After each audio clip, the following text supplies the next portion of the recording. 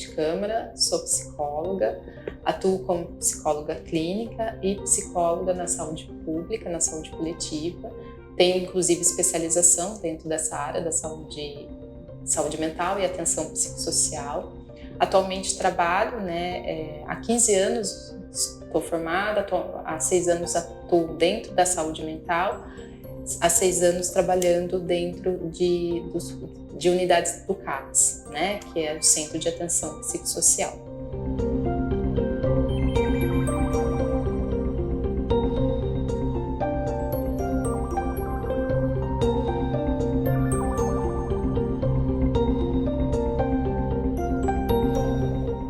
A política nacional, de humanização, para a gente poder falar da política, eu vou trazer um pouquinho o meu referencial, que é da atenção psicossocial.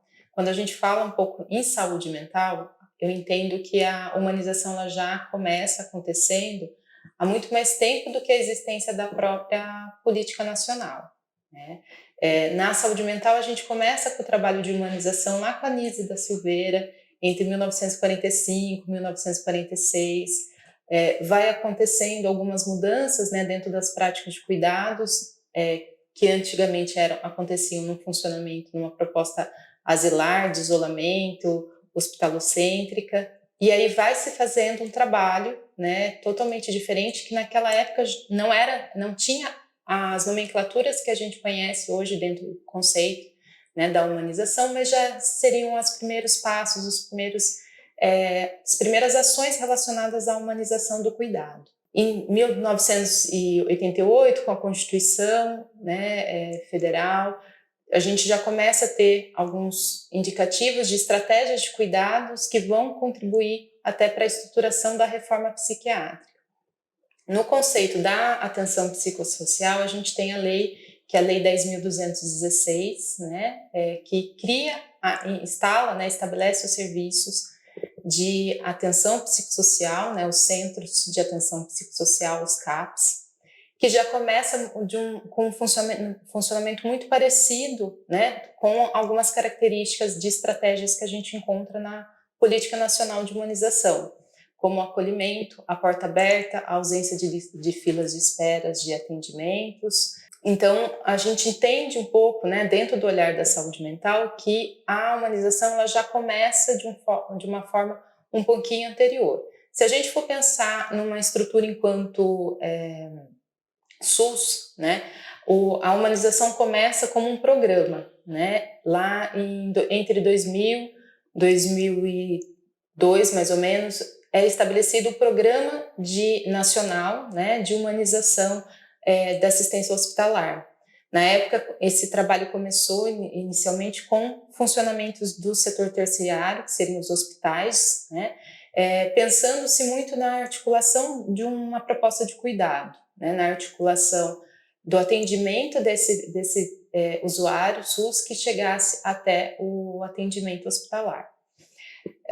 A estruturação realmente da política ela vai se dar a partir de 2003, com a estruturação realmente, vamos dizer, como se ela tivesse funcionado enquanto programa como um projeto piloto em alguns hospitais em âmbito nacional, e aí a partir de 2003 começa-se enquanto uma política nacional de humanização em todo o território nacional. Quando começa-se com a PNH, pensa-se já numa estrutura de um cuidado de saúde de modo geral. Então, aí já se pensa não mais somente no atendimento hospitalar, mas em todos os segmentos de saúde e de cuidado em saúde.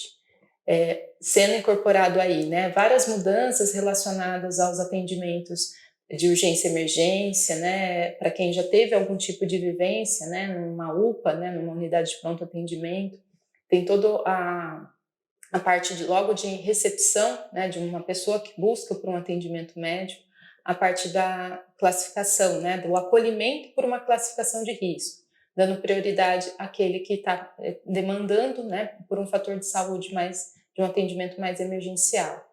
Trabalhando-se, mais uma vez, sem essa questão de um tempo de espera igual para todos. Pelo contrário, otimizando isso em relação à necessidade de cuidado do usuário. Quando a gente pensa em relação à atenção básica, a gente também teve muitas mudanças, mas eu tenho mais propriedade para falar em relação à questão que seria, né, da atenção psicossocial mesmo, né? A política, né, como eu já mencionei, a política nacional de humanização, ela se assemelha muito a algumas das práticas de estratégias de cuidado que a gente encontra, por exemplo, nos CAPs, né?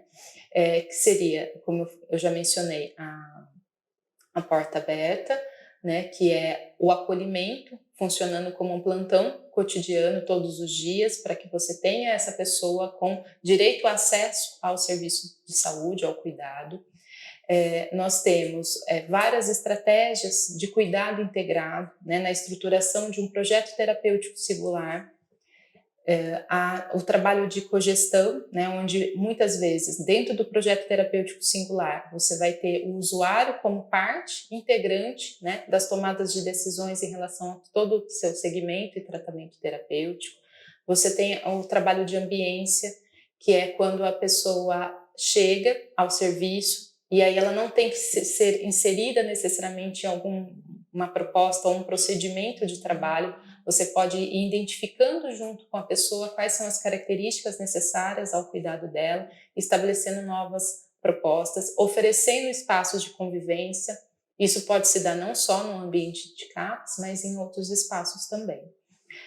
Então, tem muitas das questões relacionadas da política nacional de humanização que se assemelham, né, numa prática. Quando a gente pensa em melhorias, né, quais são as contribuições da Política Nacional de Humanização relacionado à minha prática dentro de um centro de atenção psicossocial, nós vamos pensar um pouquinho que com a própria proposta da Política Nacional de Humanização é a criação também de redes, né, onde você tem a articulação dos serviços, onde a gente vai pensar a lógica de cuidado da pessoa, sendo essa pessoa inserida dentro de um território onde ela mora, onde ela circula. Então, não existe, quando a gente pensa lá na criação do CAPS de 2001, a gente vai pensar no CAPS como um dispositivo que é um centralizador de cuidado. A estruturação da política, né, nacional de humanização, ela começa na atenção psicossocial com a Lei 3088, que é do ano de 2011. E aí, a partir disso, a gente encontra muitas melhorias dentro dessa convergência da atenção psicossocial com a PNH, que é a estruturação de redes de atendimento do cuidado, onde já se começa a pensar, para além, cria-se a rede de atenção psicossocial, né? Então passa-se a não pensar mais numa unidade CAPS em si, como uma rede de atenção psicossocial, onde essa rede ela não é composta unicamente pelo dispositivo do CAPS, né? Ela é composta por toda a rede de cuidado onde essa pessoa está inserida. Então, faz parte, parte integrante, né, da RAPS, a atenção básica, os serviços de urgência e emergência, centros de convivência. Então, a gente tem aí uma lógica de cuidado ampliada a partir de outros dispositivos que fazem parte da lógica de tratamento de saúde daquele usuário. A partir disso, a gente começa a estabelecer também, né, ações que a gente chama de matriciamento, que também é uma estratégia de cuidado que está presente dentro da Política Nacional de Humanização, né? A estratégia de matriciamento é quando normalmente uma equipe especializada vai atuar junto com outras equipes, cada uma contribuindo com o seu saber, com a sua expertise dentro daquele contexto, né? Então, por exemplo, a equipe CAP se aproxima junto, seja de uma equipe de urgência e emergência, de uma UPA ou de uma unidade de atenção básica, para fazer a construção de um projeto terapêutico, ampliando, revendo, né, conforme a necessidade de caso. Se é um caso de urgência e emergência, um caso de crise psiquiátrica, a gente vai rever a conduta a partir daquela necessidade. Se é um caso, né, onde a pessoa tem algum tipo de dificuldade de acesso ao CAPS, ou por conta de distância, por mais que a gente tenha a questão, né, dos cuidados estarem cada vez mais dentro do território, as cidades vão crescendo e aí existe serviços especializados, tem uma dificuldade de você ter um acesso tão próximo dentro do território. E aí a atenção básica acaba sendo, né, as unidades básicas de saúde, sendo o grande referencial, como além de ser a porta de entrada do cuidado de saúde mental, acaba sendo o grande articulador junto com com o CAPS, como uma parte integrante, como uma parceria. Para além das unidades de saúde, né, quando a gente pensa em matriciamento, a gente também pensa na inclusão, né, dessa pessoa em outras práticas de pertencimento social, né? Então, que também é uma das coisas que faz parte, né, da PNH, que é a gente conseguir trabalhar, né, o acesso da pessoa dentro de tudo aquilo que é um direito dela enquanto cidadão. Muitas vezes até facilitando com informações, né, alguns tipos de serviços de articulação, seja de outras secretarias, de trabalho e renda, serviço social, né, toda essa articulação que às vezes diante de tanta informação, a gente vive diante do grande boom de circulação de informações das redes sociais, mas às vezes a pessoa que está precisando daquilo tem uma dificuldade de como acessar aquela informação naquele momento.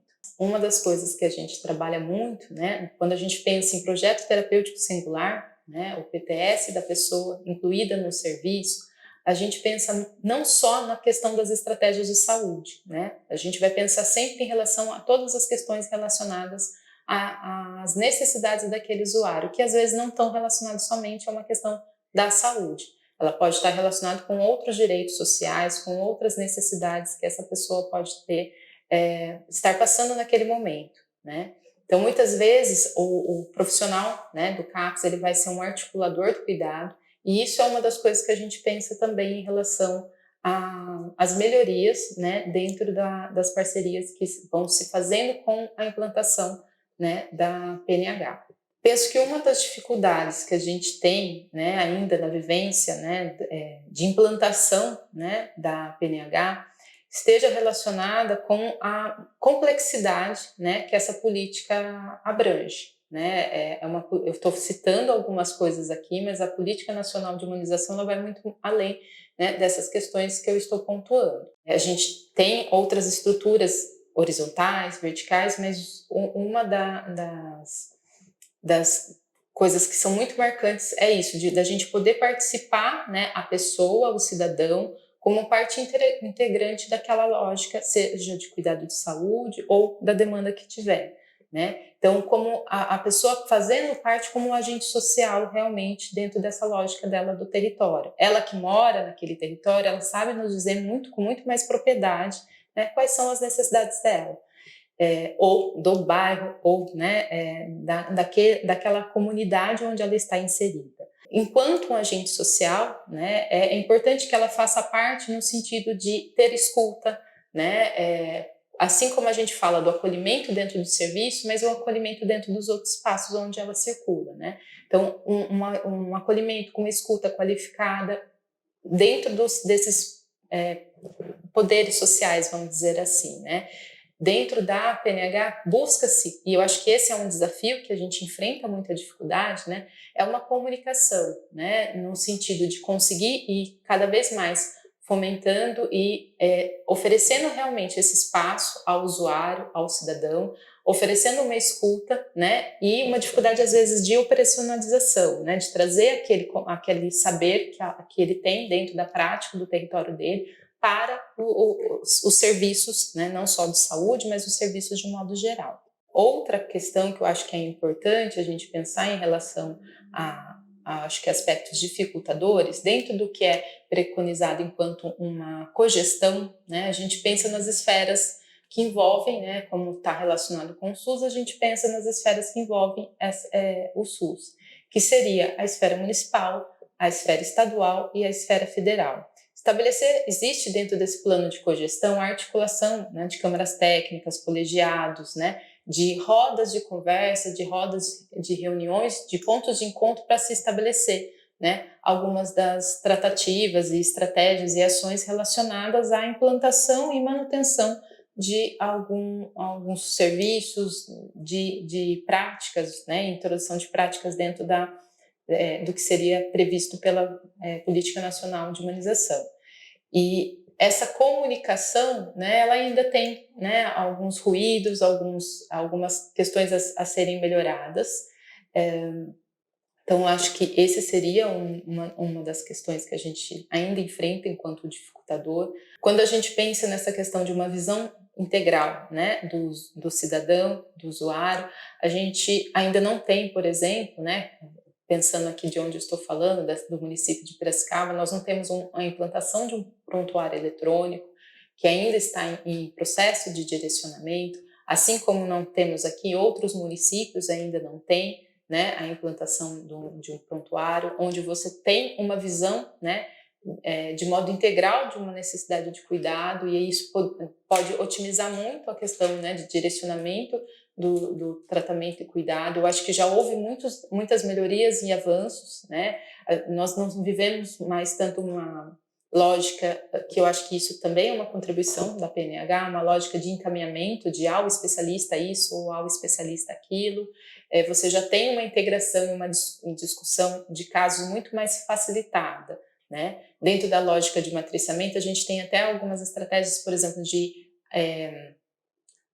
consultas conjuntas que são possíveis nessas discussões de caso onde você tem uma otimização, né, desse atendimento. Uma outra questão que eu acho que é um aspecto dificultador está relacionado com essas questões de como está propiciando mais condições, né, para que esses agentes sociais possam, né, realmente ter a sua participação de um modo mais integral, né? Quando a gente pensa, por exemplo, eu acho que isso principalmente agora, né, depois da gente ter passado por todo esse processo da pandemia, tem algumas práticas que tiveram que ser suspensas por conta do isolamento e que até a retomada disso dentro de alguns contextos de trabalho, alguns serviços de saúde, são estratégias que ainda têm-se uma certa dificuldade. Se a gente for pensar, por exemplo, no CAPES, uma das estratégias que a gente tem, né, para ir fortalecendo o protagonismo do usuário, que é uma das outras estratégias de cuidados da PNH, é a manutenção das assembleias, né, dentro das assembleias de usuários dentro do próprio CAPES. Né? E isso é uma das coisas que a gente ainda está no processo de retomada, né, que ainda não está acontecendo por conta de toda a situação da pandemia.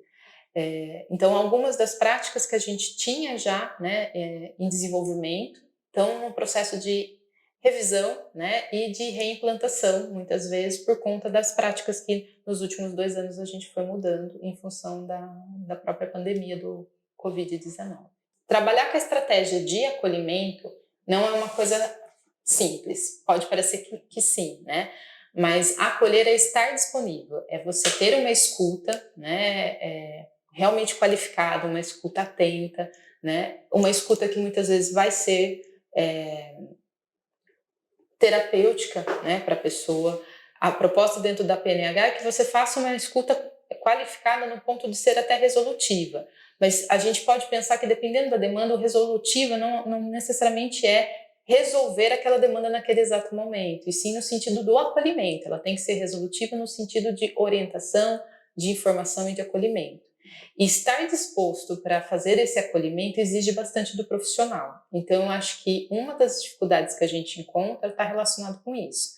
Do profissional, às vezes, não ter essa disponibilidade, às vezes interna, às vezes de questões pessoais, né, também, de preparo mesmo para fazer aquela escuta. Né? Não são infelizmente, ainda não são todas as formações, se a gente pensar, né, no campo da psicologia, a gente tem esse preparo dentro da nossa formação. Mas uma das coisas que eu mais ouço no meu contexto de trabalho é que todo mundo deveria ter psicologia dentro da própria formação. Né? Algumas áreas da saúde não têm, né, um trabalho dedicado para esse processo de escuta, para esse processo do acolhimento. E quando a pessoa vem para o exercício da prática profissional, a pessoa vai ter como estratégia de cuidado, como procedimento de trabalho o acolhimento. Né? Então, se a gente for pensar um enfermeiro ou um técnico de enfermagem, ele tem na sua formação a aplicação de todos os procedimentos de medicação, enfim. Mas o acolhimento, hoje em dia, a gente vê na formação atual o acolhimento ser incluso dentro de um processo de formação. Mas eu tenho colegas, já trabalhei com vários colegas dentro da enfermagem que não tiveram, né, isso na sua formação. Então, isso acaba sendo um desafio. Eu acho que um outro desafio, talvez, que tenha acontecido, está relacionado com o modo como, em alguns serviços, é implantado.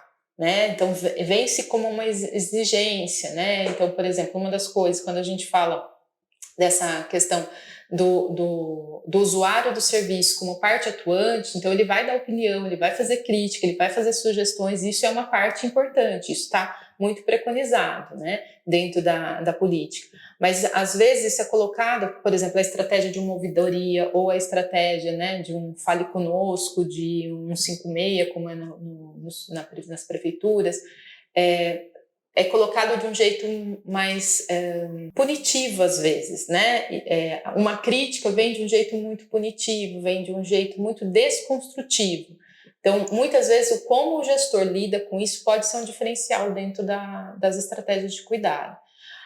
Um desafio que acho que eu não tinha me lembrado, e estou me lembrando agora falando disso, é essa questão. A Política Nacional de Humanização fala muito da presença do profissional, né, do trabalhador, né, como parte desses processos, e eu acho que isso é um dificultador, principalmente quando a gente fala nos serviços públicos, né, de que o trabalhador consiga de fato ter o olhar, né, perante o sistema, né, dos serviços, os sistemas públicos ou dos gestores dentro dessa lógica de cogestão. Dependendo da estrutura de uma gestão, né, municipal ou de uma gestão no setor terciário, isso pode ter manejos diferentes, que podem ser facilitadores ou dificultadores da lógica do trabalho.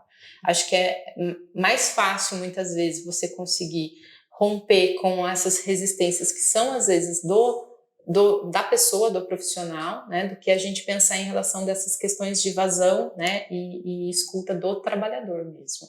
Acho que uma das coisas que a gente pode pensar em relação aos benefícios, né, da Política Nacional de Humanização para a prática de um profissional dentro de um serviço de saúde é tentar se apropriar muito dessas estratégias mesmo, né, que são defendidas, né? Essa questão da transversalidade, eu acho que é algo muito importante quando você pensa no cuidado da pessoa ter o olhar, né, da pessoa como parte integrante de toda a lógica de cuidado. Qualquer profissional pode, né, independente de qual formação, de qual a área dele de atuação, pode fazer uma escuta qualificada, né, um trabalho relacionado com um bom acolhimento. Né? Hoje em dia as pessoas acabam tendo muita dificuldade mesmo em relação a essa questão do acolhimento, né? A virtualização, né, das nossas comunicações tem trazido alguns tipos de prejuízos em relação a esse contato mais ativo, mais presente, né? Então muitas vezes a gente vê as pessoas se queixando de serviços e trabalhos por conta dessa questão de uma certa frieza, onde parece que eu nem consigo me comunicar e a pessoa já está me dando respostas.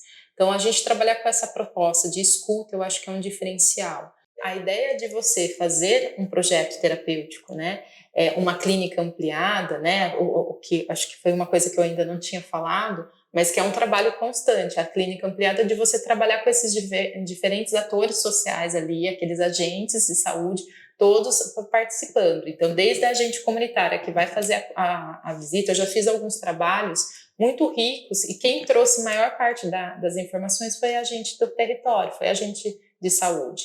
Porque muitas vezes é ela que vai estar ali mais próxima, fazendo visita com maior frequência e disponibilizando algumas informações que a gente não tinha.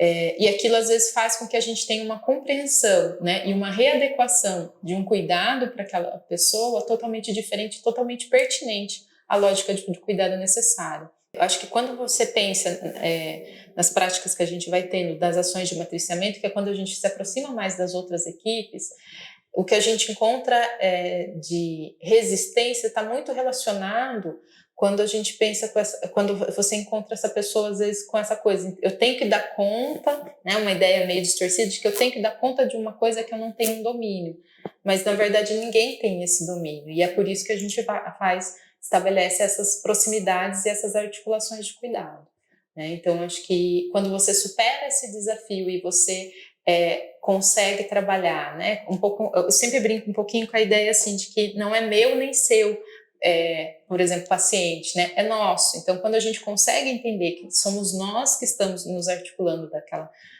lógica de cuidado e que todos nós vamos ter limitações para qualquer estratégia, porque muitas coisas vão além, né, do que a gente pode enquanto profissional. Eu acho que isso vai amenizando e vai facilitando a compreensão, né, das equipes de trabalho em relação às práticas relacionadas à política nacional.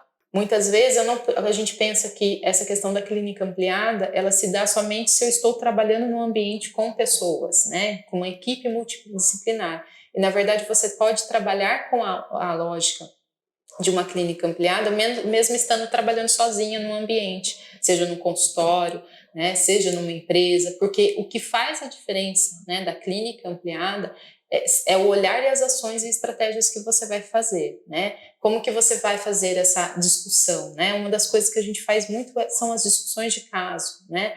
Pensando nisso como algo que você vai ampliar, né, dentro do processo, né, de resolutividade de cada caso. Então, eu posso, por exemplo, estar na minha clínica, né, e ainda assim fazer clínica ampliada, fazendo essas articulações dentro com vários outros atores, né, que não precisa ser só de um serviço de saúde, né, quando a gente pensa das questões dos direitos sociais, né, do fortalecimento daquele usuário em relação aos seus direitos, né, e deveres também, né, isso tudo está dentro do que é preconizado pela política nacional e pode contribuir e facilitar muito. Às vezes a gente tem um certo preconceito em relação à política nacional, pensando que isso são mais exigências e protocolos, né? Mas, na verdade, quando você tem uma compreensão, né, do que é a proposta, você vai entender que muitas dessas ações, elas são trabalhosas porque são complexas, mas elas podem contribuir muito, né, na lógica do trabalho, da resolução do trabalho, e eu acho que fortalecem muito o profissional, no sentido realmente da gente se fortalecer nessas trocas que a gente vai promovendo entre equipes e todas as articulações internas ou externas que a gente vai fazendo.